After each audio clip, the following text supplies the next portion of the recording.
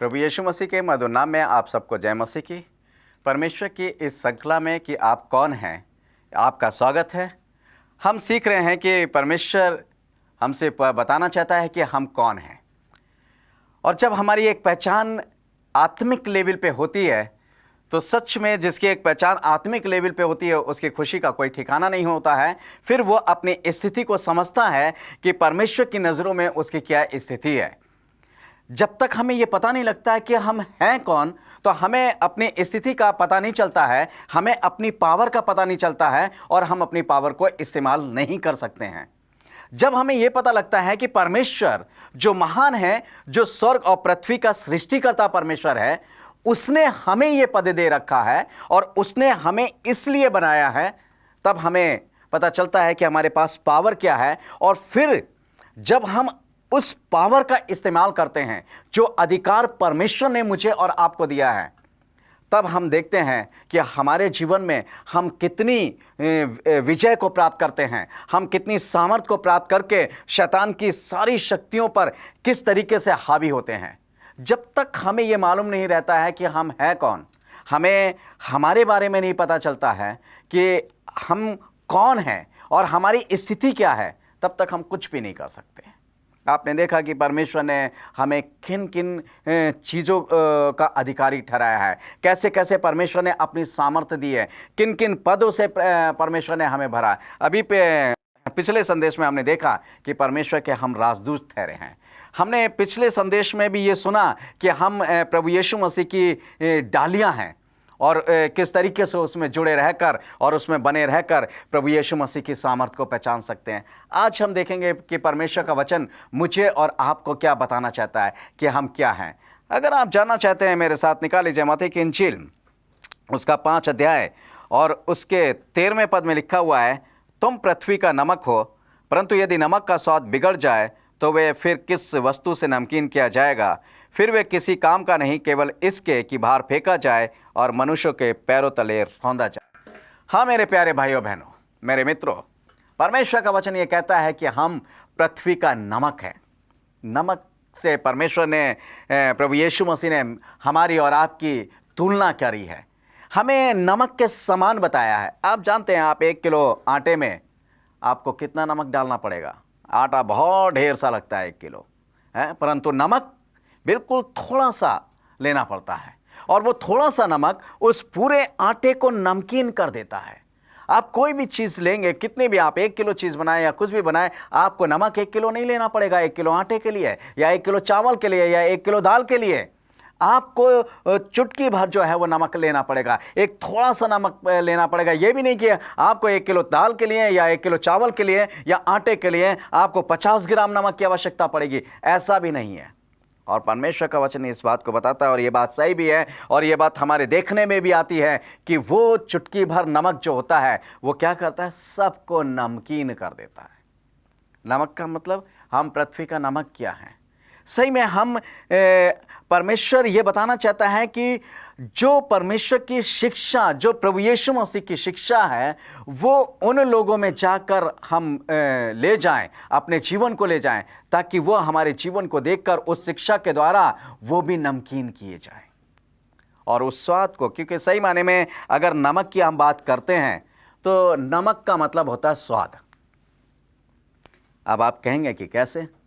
मैं आपको बताना चाहूँगा कि आप बहुत अच्छा भोजन बनाते हैं, बहुत ही अच्छा भोजन बनाते हैं और बहुत से लोग आपके बनाए हुए भोजन की तारीफ़ करते हैं और वो थोड़ा ज़्यादा भी खा लेते हैं। आप में से बहुत से भाई बहन ऐसे होंगे, बहुत से ऐसे लोग होंगे जो बहुत अच्छे अच्छे व्यंजन बनाते हैं, परंतु उन व्यंजनों की तारीफ़ कब होती है? कभी आप उन व्यंजनों को बनाएं जिसमें से बहुत से मसाले पड़े होते हैं, जिसमें खुशबू आती है और लोग जो होते हैं उसको खाने के लिए ललायत होते हैं, परंतु जब वो खाने बैठे उनको खुशबू तो आ रही है, उनको ऐसा लग रहा है कि बहुत अच्छी चीज़ बनी है, उनके मनपसंद की चीज़ बनी है, परंतु जब वो खाने को बैठे और उसमें नमक ना हो तो कितना भी आपने अच्छा बनाया हो, कितना भी उस भोजन को बनाने में आपने परिश्रम किया हो, कितनी भी लागत आपने लगाई हो, सब कुछ व्यर्थ जाता है, सब कुछ व्यर्थ हो जाता है। आज ऐसे ही हमारा जीवन है। अगर हमारा जीवन नमकीन नहीं है, यानी हम जो प्रभु यीशु मसीह की शिक्षा हमें मिली है उसमें हम दूसरों को भी इन्वॉल्व नहीं करते हैं, दूसरे उसका स्वाद नहीं चख रहे हैं, दूसरा उसके स्वाद का आनंद नहीं ले पा रहे हैं, तो इसका मतलब यह है कि हमारा मसीह जीवन व्यर्थ है। हाँ मेरे प्यारे भाइयों बहनों, हमारा मसीह जीवन बिल्कुल व्यर्थ है। हमें चाहिए कि जो शिक्षा हमें मिली है उस शिक्षा के नमकीन को, उसका स्वाद को वो लोग भी चखें और जब चखें तो आनंदित हों। हमने प्रभु यीशु मसीह की शिक्षा के स्वाद को चखा, हम आनंदित हुए, सिर्फ हम ही आनंदित हुए नहीं, दूसरे को भी आनंद करना है। इसलिए प्रभु यीशु मसीह कहता है कि तुम पृथ्वी का नमक हो, और जब नमक है तो नमक का काम क्या है? सबको अपने में मिक्सअप कर लेना, ना कि दूसरे में मिक्सअप हो जाना। जी हाँ, दूसरे में हमें मिक्सअप नहीं होना है, हमें सारे लोगों को अपने में मिक्सअप करना है। प्रभु यीशु मसीह की शिक्षा में मिक्सअप करना है, प्रभु यीशु मसीह की आशीषों में मिक्सअप करना है, उनके स्वाद को चखाना है, तब हम पृथ्वी का सही माने में नमक ठहरेंगे। यहाँ परमेश्वर का वचन इस बात को बताता है। आपको पता है बाइबल में सिर्फ एक ऐसा रेफरेंस है जिसमें एक ऐसे नमक के द्वारा चमत्कार हुआ है। नमक के द्वारा, आप जानते हैं नमक के द्वारा क्या चमत्कार हुआ है, और इससे भी बहुत अच्छी शिक्षा मिलती है। मेरे साथ आप निकाल लीजिए पहला राजा उसका 2 अध्याय उसका 19 से 22 पद तक। यहाँ पर इस प्रकार से लिखा हुआ है, उस नगर के निवासियों ने एलीशा से कहा, देख ये नगर मनभावने स्थान पर बसा है, जैसा मेरा प्रभु देखता है, परंतु पानी बुरा है और भूमि गर्भ गिराने वाली है। उसने कहा, एक नए प्याले में नमक डालकर मेरे पास ले आओ। वे उसके पास ले आए। तब वह जल के सोते के पास निकल गया और उसमें नमक डालकर कहा, यहोवा यूँ कहता है कि मैं ये पानी ठीक कर देता हूँ, जिससे वे फिर कभी भी मृत्यु या गर्भ गिराने का कारण ना होगा। एलीशा के इस वचन के अनुसार सारा पानी ठीक हो गया और आज तक ऐसा ही है। तो यहाँ आपने देखा नमक के द्वारा एक आश्चर्यक्रम एलीशा ने किया। क्या एलीशा ने करा? वो जो भूमि थी वहाँ क्या लिखा है कि ये नगर जो बसा हुआ है, ये नगर मन भावने स्थान पे बसा हुआ है। मन भावने यानी सुंदर है और सारी चीज़ें इसमें अच्छी हैं, और अच्छी अच्छी मन को भावने वाली उसके अंदर चीज़ें हैं, आकर्षण करने वाली चीज़ें हैं, आकर्षण करने वाली वस्तुएं उसमें बनी हुई हैं, उसमें बहुत अच्छे स्थान पर बना हुआ है। जैसे आपने देखा होगा बहुत से स्थान, बड़े बड़े स्थान जो हैं, काफ़ी जो पहाड़ी ख़ास तौर से जहाँ पर बने हुए हैं, जैसे हमारे हिंदुस्तान में नैनीताल वगैरह है, बहुत अच्छा सुंदर उसको कहा गया है, बहुत सुंदर स्थान पर है। कश्मीर जो है बहुत सुंदर उसको कहा गया है, और उसको कहते हैं हिंदुस्तान का स्वर्ग कश्मीर को कहते हैं कि वो बहुत ही सुंदर स्थान पर बना गया है। ऐसे ही परमेश्वर का वचन ये बताता है कि ये जो नगर था ये मन भावने स्थान पर था, बहुत ही अच्छी जगह पर था, बहुत ही सुंदर जगह पर था। हो सकता है कि बहुत से लोग आकर्षित होकर यहाँ पर देखने आते हों और यहाँ पर रहने भी के लिए आते हो, समय बिताने के लिए आते हो, जैसे बहुत से हिल स्टेशनों पर लोग अपना समय बिताने के लिए जाते हैं। ऐसे ही इस स्थान पर भी हो, परंतु इस स्थान में एक बुराई थी। इसका पानी जो था वो बहुत ही खराब था, और उसके पानी के द्वारा जो था मृत्यु का कारण होता था, और गर्भ भी जो थे, यानी बच्चे जो थे वो पैदा नहीं हो पाते थे, वो गिर पड़ते थे। एलिशा ने कहा एक नए प्याला लाओ, और उस नए प्याले में उसने नमक को डाला, और नमक को उसने पानी के अंदर डाल दिया, और कहा कि यहोवा यूं कहता है कि मैं इस पानी को शुद्ध और पवित्र कर देता हूं। और वो पानी सही हो गया, और आज तक वहां का पानी बिल्कुल अच्छा है, इस नमक के द्वारा हुआ। वो नया प्याला क्या है? वो नया प्याला परमेश्वर की सामर्थ है। वो नए प्याले में हमें भर जाना है, हम जो नमक हैं पृथ्वी का। और उन लोगों में, आप जानते हैं पानी कैसे कहा गया है? चलिए हम पानी की बात करते हैं। परमेश्वर का वचन जब आप पढ़ेंगे, प्रकाशित वाक्य उसके 17वां पद और उसके 2 और 15वां जब आप पद पढ़ेंगे, तो वहाँ लिखा हुआ है, वहाँ जो स्त्री जो बहुत से पानियों पर बैठी है, बहुत से पानियों का मतलब होता है बहुत से लोग। परमेश्वर का वचन कहता है बहुत से पानियों का मतलब होता है बहुत से लोग, बहुत सी जातियां, उनको दर्शाया जाता है। और अगर हम इसको देखें, बहुत से लोग, आज बहुत से लोग जो हैं बहुत सी खराब दशा में जी रहे हैं, बहुत सी पाप की दशा में जी रहे हैं। वो जो है मृत्यु का कारण जो है, उनकी जो बोलचाल है, उनकी जो भाषा है, उनका जो रहन सहन है, वो मृत्यु का कारण बन चुका है।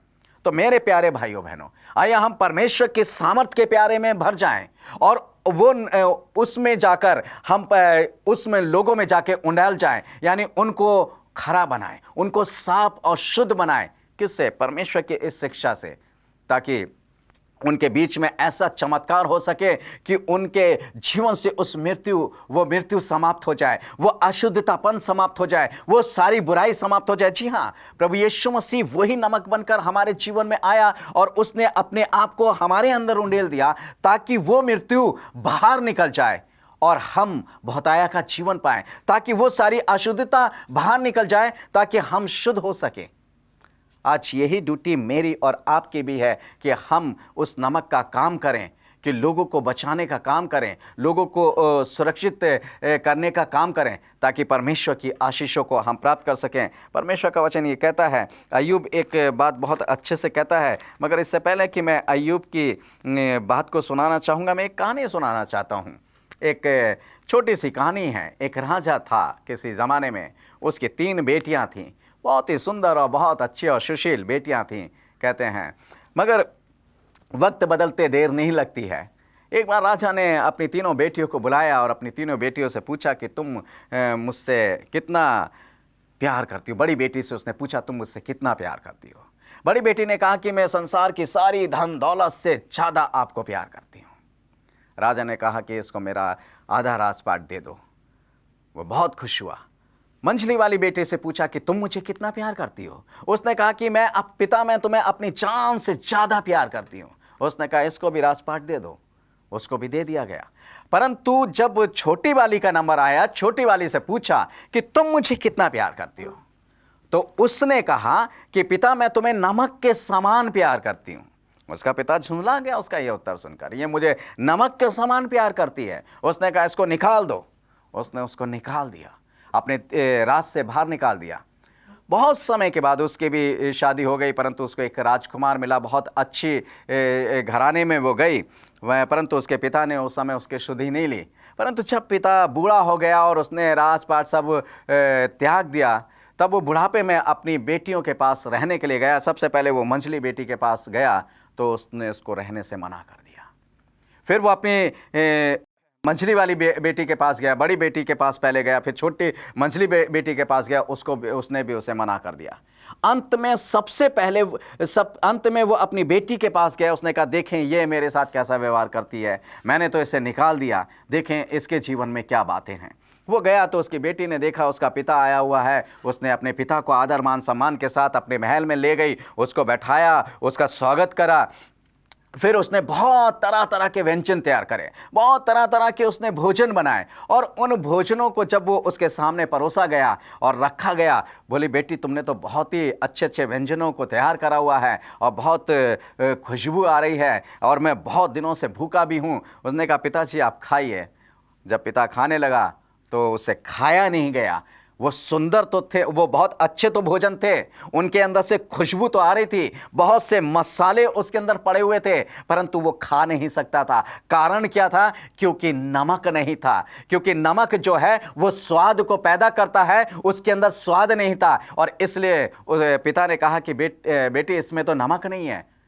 बेटी ने कहा पिता आपको तो नमक अच्छा नहीं लगता है, आपको तो नमक से घृणा है। बोली नहीं बेटी ऐसी बात नहीं है। बोले मैंने कहा था मैं आपको नमक के समान प्यार करती हूँ। आप देख लीजिए कितने कितने अच्छे व्यंजन यहाँ धरे हुए हैं, कैसी खुशबू इसने आ रही है। बड़े बड़े कारीगरों ने इसको बनाया है, बहुत दूर दूर से इसके मसाले मंगाए गए हैं और बहुत तरह तरह के इसके अंदर मसाले डाले गए हैं, परंतु आप देखिए ये मसाले आपको स्वाद नहीं पचा सकते हैं। ये अच्छे जो चावल हैं ये स्वाद आपको नहीं पचा सकते हैं। ये अच्छी रोटियां आपको स्वाद नहीं पचा सकती। ये अच्छी जो चीजें हैं वो आपको स्वाद नहीं पचा सकती हैं जब तक इसमें नमक ना हो। पिता लज्जित हुआ। उसने कहा पिता लज्जित होने की बात नहीं है। उसने नमक मंगाया, सारे खानों उसको खाने को हटाया, उसने दूसरा खाना मंगाया जिसमें नमक पड़ा था, वो अपने पिता को खिलाया और पिता ने बड़े चाव से खाया। उसने कहा हाँ बेटी एक जरा सा नमक अगर ना हो सही में स्वाद का पता नहीं चलता। मेरे प्यारे भाइयों बहनों, यदि मसीह के जीवन की शिक्षा जो हमारे जीवन में है, मसीह के प्रेम जो हमारे जीवन में है, मसीह का अनुग्रह जो हमारे जीवन में है, यदि उस प्रेम का स्वाद दूसरे को नहीं पता चल रहा है तो उस प्रेम का कोई अर्थ नहीं होता है। यदि उस अनुग्रह का स्वाद किसी को नहीं अनुभव हो रहा है तो फिर उस अनुग्रह का कोई फायदा नहीं होता है। यदि परमेश्वर के उन शिक्षाओं का स्वाद दूसरे को नहीं मिल रहा है तो उस शिक्षा का कोई फायदा नहीं होता है। यदि हमारे मसीह होने का स्वाद किसी दूसरे को नहीं मिल रहा है तो मेरे प्यारे भाइयों बहनों उस मसीह होने का कोई भी फायदा नहीं होता है। कोई भी फायदा नहीं है मेरे प्यारे भाइयों बहनों। क्या फायदा होता है? सही में उनका स्वाद दूसरों को भी होना चाहिए। यदि हम मसीह हैं, यदि हमने मसीह की सामर्थ को पाया है, यदि हमने मसीह की चंगाई को पाया है, यदि हमने मसीह की आशीषों को पाया है, यदि हमने मसीह के अनुग्रह को पाया है, यदि हमने मसीह के प्रेम को पाया है, यदि हमने मसीह की दया को पाया, यदि हमने मसीह की करुणा को पाया है, तो मेरे प्यारे भाइयों बहनों इन सारी चीजों का स्वाद दूसरों को भी हमारे जीवन के द्वारा मिलना चाहिए। और यदि हमारे जीवन के द्वारा इन सारी बातों का स्वाद नहीं मिल रहा है तो यकीन जानिए हम पृथ्वी का यानी प्रभु यीशु मसीह का नमक ही नहीं है, क्योंकि बिना नमक के स्वाद हो ही नहीं सकता है। मैं आपको ये प्रूफ भी करना चाहूँगा। परमेश्वर का वचन कहता है, अय्यूब 6 और उसके 6 पद को पढ़ेंगे। यहाँ लिखा है, जो फीका है वे क्या बिना नमक खाया जाता है? क्या अंडे की सफ़ेदी में भी कुछ स्वाद होता है?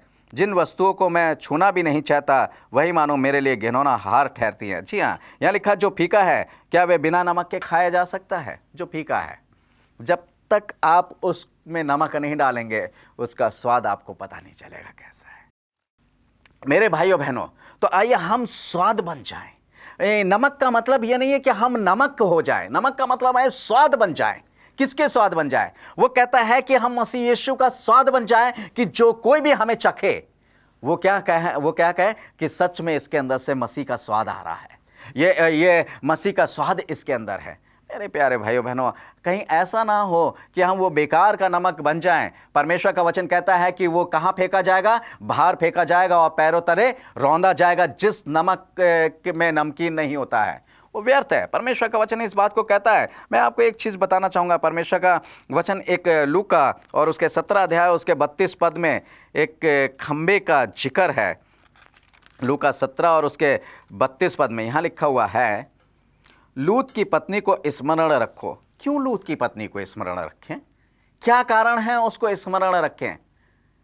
क्यों परमेश्वर का वचन इस बात को कह रहा है? ऐसा मत सोचिए कि मैं अपने लीक से हट गया, मैं वहीं पे आ रहा हूं कि परमेश्वर क्यों कहता है। लूका की इंजील में जो लिखा हुआ है कि लूत की पत्नी को स्मरण रखो, स्मरण का मतलब याद रखो। क्यों याद रखें? आइए परमेश्वर का वचन देखते हैं कि क्या कहता है यहाँ पर।